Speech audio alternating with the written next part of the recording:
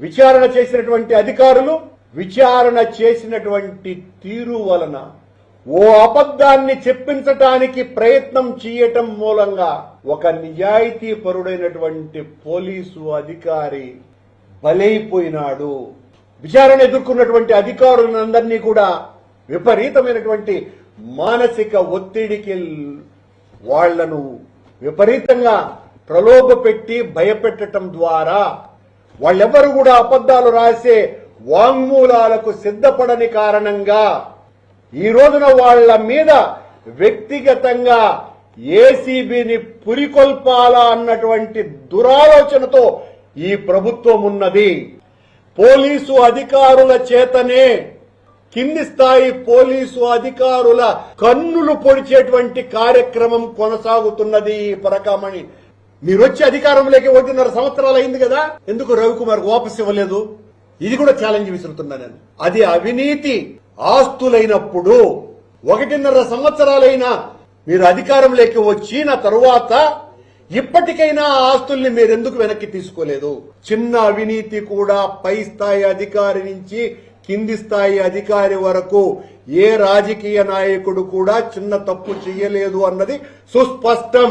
Challenge ఒక్కసారి కాదు 100 సార్లు చెప్తున్నాను దీనికి సంబంధించి. కానీ బలవంతంగా వాళ్ల చేత వాంగ్మూలాలు తీసుకునేటువంటి ప్రయత్నం జరిగింది అన్నది కూడా అంతే నిజం.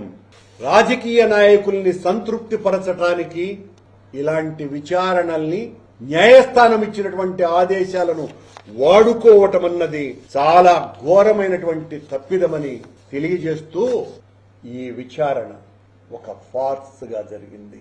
ఈ విచారణ కింది స్థాయి పోలీసు అధికారుల్ని బెదిరించటానికి జరిగింది. ఈ విచారణ వలన అమాయకుడు, సత్శీలుడు, సజ్జనుడు, నిజాయితీ పరుడైనటువంటి సతీష్ కుమార్ అనేటువంటి మంచి వ్యక్తి బలైపోవటానికి కారణభూతమయ్యింది. ఇంకా నిజాయితీ పరులైనటువంటి అధికారులందరి మీద భయంకరమైన ఒత్తిడి పెంచటానికి, వాళ్ల జీవితాలను చిన్నాభిన్నం చేయడానికి ఉపయోగపడ్డది. మమ్మల్ని నేరస్తులుగా, దోషులుగా, దొంగలుగా 3 నెలలు చిత్రీకరించడానికి ఉపయోగపడ్డది. న్యాయస్థానం ఏ తీర్పు సద్బుద్ధితో, ఒక మంచి ఆశయంతో ఆయన చేశారో, వాస్తవాలను వెలికి తీయటానికి చేశారో, దానికి పూర్తి భిన్నంగా జరిగింది అన్న విషయాన్ని మరొక్క మారు స్పష్టీకరిస్తుంది.